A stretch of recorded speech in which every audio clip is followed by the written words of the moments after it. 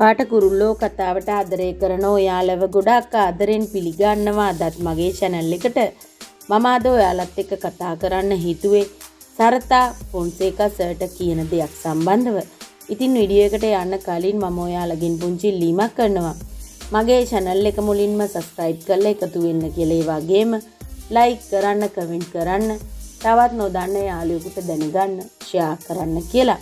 ඉතින් යාළුවනේ Fonseka sir office එකේ හැමෝටම වගේ කිව්වා මේ ඔෆිස් එකේ වෙන දේවල් පිටස්තර අය දැනගන්නේ මේ ඔෆිස් එකේ අයගෙන්මයි කියලා.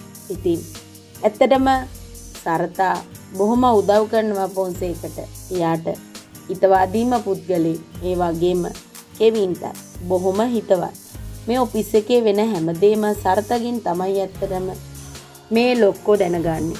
කොහොම වුණත් සරත්ට මේ වෙලාවේ නම් ඉවසුමක් නැහැ.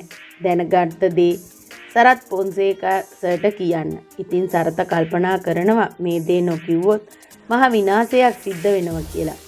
ඉතින් නුරාන් මේ ඔෆිස් එකේ තොරතුරු දැනගන්නේ ඔෆිස් එකේ ඉන්නම අයගෙන්. ඉතින් ඒ කියන්නේ සෙනරත් මහත්තයා ගැන ඔත්තුවක් දෙනවා. ඉතින් ඒ අය යාගේ ගෝලයයි දෙන්නම හොඳටම බය වෙලා ඉන්නේ මේ නුරාන්ට. මොකද ගෙදර අයට මරණ තර්ජන කරනවා. ඒ වගේම මේ රැකියාවෙන් එළියට ඇදලා දානවා. වංචාවලට අල්ලලා දෙනවා කියලා තමයි.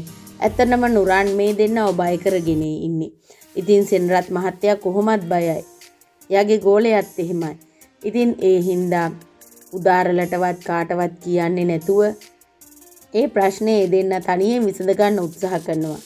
ඉතින් අනිවාර්යෙන් ඒ දෙන්නා නුරාන්ට බයි මේ හැම තොරතුරක්ම නුරාන්ට දෙනවා.